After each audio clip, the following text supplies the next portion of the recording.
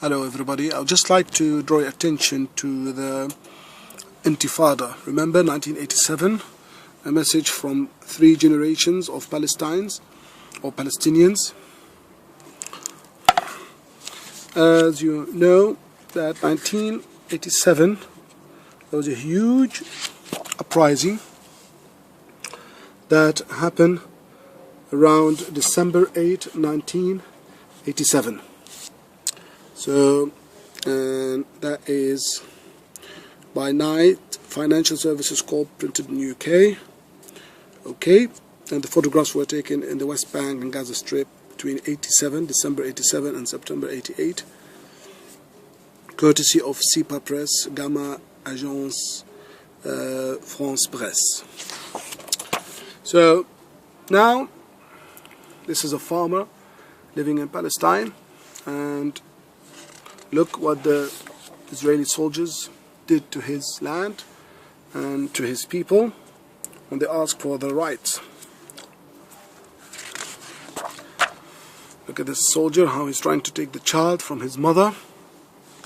Will you read a little bit for you? For almost 20 years we huddled in our refugee camps, waiting for the world that had taken pity on the Jews to take pity on us. Instead of pity, we were given more oppression. In 1967, the Israeli army overran the West Bank and the Gaza Strip, the last 2 slivers of Palestine, and instituted a military dictatorship in them. Where we once had misery and poverty, we now also had tyranny. So this is some of the history of why the Palestinians in Gaza, they had to use rockets and they had to use weapons to defend themselves. Look how they were treated in Palestine, in Gaza. For 40 years we have sought justice and found affliction. We have offered Israel olive branches and Israel has responded with cluster bombs. We have asked the world for our national rights and the world has given us UN resolutions. We have used pleas, reason and arms to jolt the West into the realization that by supporting Israel in these circumstances, it is condemning an entire nation to death, and the West has responded with more support for Israel. So they bombed the Palestinian 1967, 73, 1982, they did massacre in Sabra and Shatila, and that's why the children had to use rocks, as you can see here. And then the Intifada started in 1987. What is the Intifada? You can see it here quickly and briefly. It says, it's a message from us to Israel and through Israel to the United States and the rest of the world.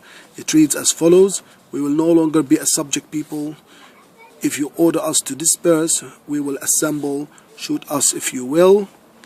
If you confine us to our camps, we will roam the countryside, dig up our soil and bury us alive in it if you will. So on. So all these slogans the Palestinians used and the Intifada started. And this is how the Israeli army were running after children in the Gaza Strip and other places. So, and this is how it started. As you can see, December 8, 1987, a group of Palestinians are being driven back to their Gaza homes from their jobs in Israel. An Israeli army truck approaches, speeds up, rams the workers' vehicle. Eyewitnesses say it is premeditated murder. Some swear that the soldier in the army truck got out and opened fire at the Gaza workers at point-blank range.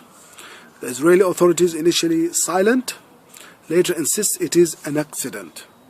Crime or accident, it claims 4 Palestinian lives and leaves 9 injured. Gaza simmers, around 3,000 angry mourners show up for the funerals. The next day, Israeli troops rush to the scene, surround the crowd, try to disperse it. Stones are thrown at the soldiers who open fire. And that's how it started. And that's how the Syrian revolution as well started. Look. And this is what Bashar al-Assad did in Dar'a. And this is what the Israeli soldiers did in Gaza in 1987, December 8, 1987. And that's more scenes and more chaos and more dead people.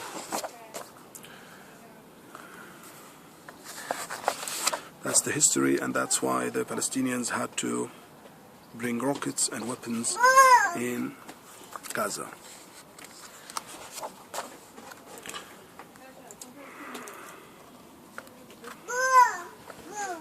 Breaking shops.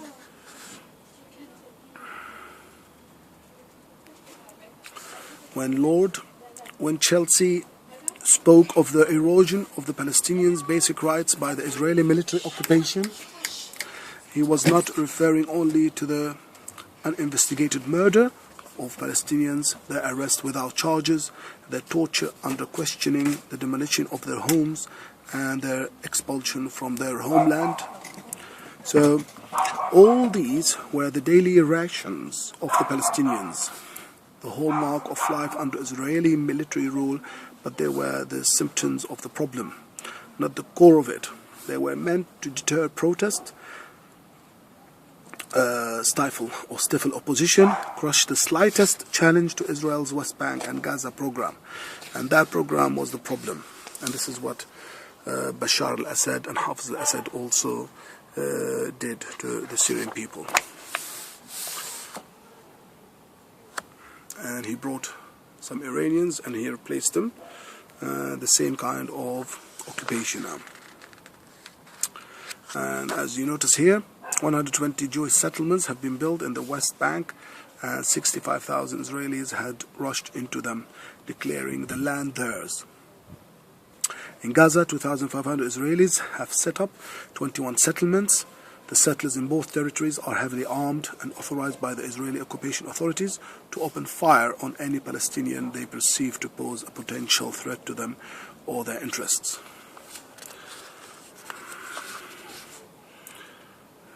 You can read more yourself. I'll put a pause. See 5 soldiers trying to punish a Palestinian man. More children suffering in Gaza and the West Bank, and that's how it carried on for many years. See, they had no weapons, they wrapped them and they punished them.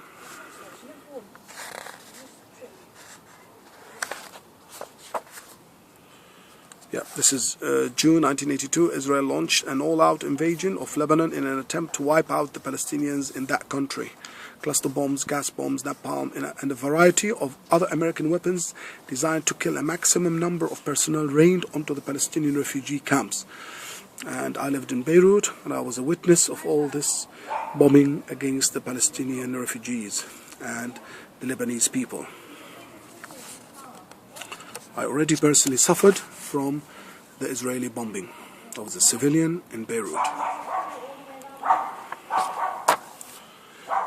Look, weapons against stones.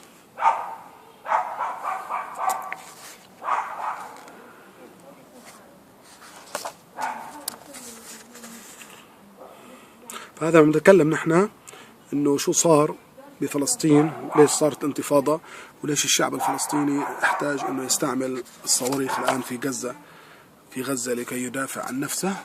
هذه كتب كنا نحن يعني نورجيها للطلاب في الجامعات في مدن أوروبية لحتى يعرفوا حقوق الشعب الفلسطيني. See, an old woman, this is a fighter with a stone. For many years, many intifada they did.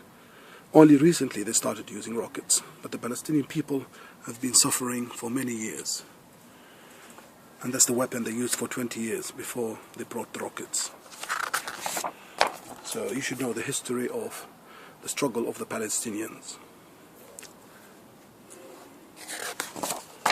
An old woman carrying rock and trying to defend her house and her children. That's the weapon of the Palestinians, a piece of rock. That's how they defend their land.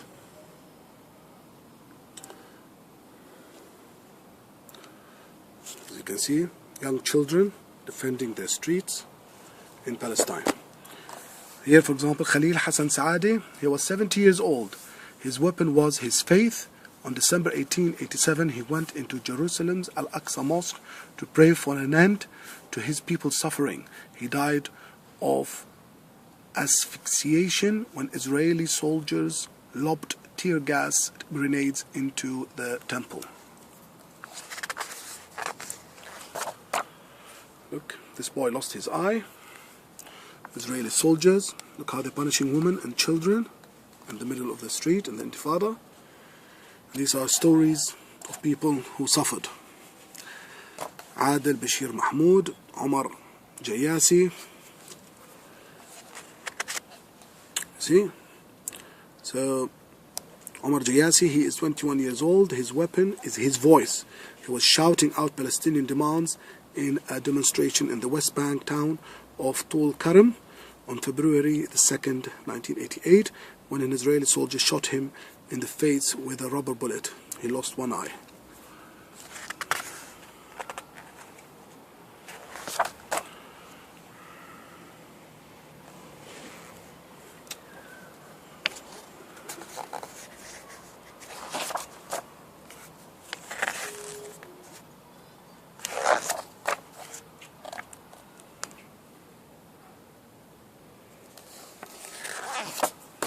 So please don't blame the Palestinians why they are defending Gaza, why they are shouting, and why they are angry. Because their rights for the last 70, 80 years have been taken away from them. They don't have a land to live. They are not allowed to plant trees. They're not allowed to build houses on their own land, which they have been for thousands of years. Yes, the Palestinian, Christian, Muslim and Jews, they have been living in Palestine for thousands of years. And the majority of the people there are Muslims. But the Israelis came from Europe, from Germany, from Russia, as everybody knows, in America, in boats. And that's how they did Deir Yassin massacre in 1948. And even the Israelis are demanding, some of the decent ones are demanding for the right of the Palestinian people.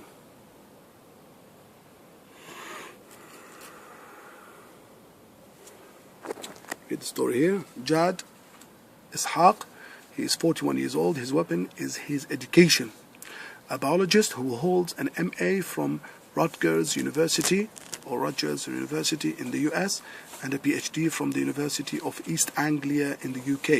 He spent months teaching Palestinians who came to him from miles around how to raise their own food in their backyards, providing them with instructions, seeds, saplings, and equipment, until the Israeli authorities heard about his activities and forced him to close shop.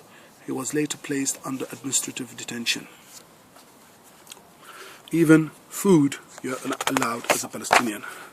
You are not allowed as a Palestinian to plant your own food.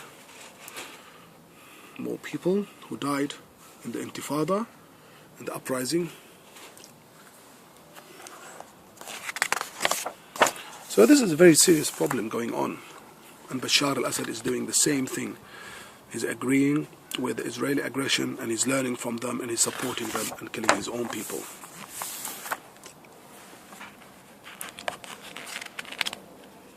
More demonstrations. We will never submit. This is what the Syrians as well say against Bashar al-Assad. And this is what everybody in the Muslim world learned.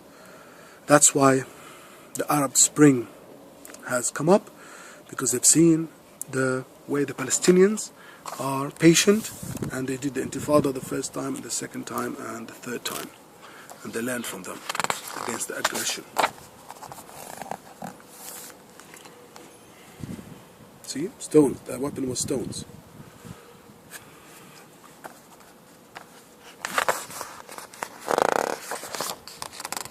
This is history. هذا تاريخ أيها الناس.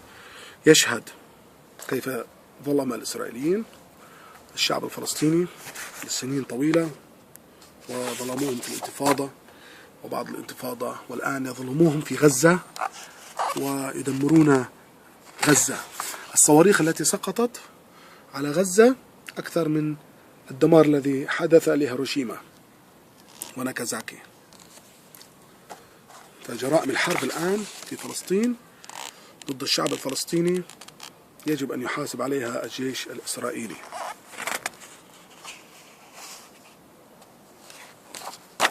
If you want peace, work for justice. If there's no justice, there's no peace. Always remember that. If you want peace, work for justice. And thank you for listening and watching, and bye for now.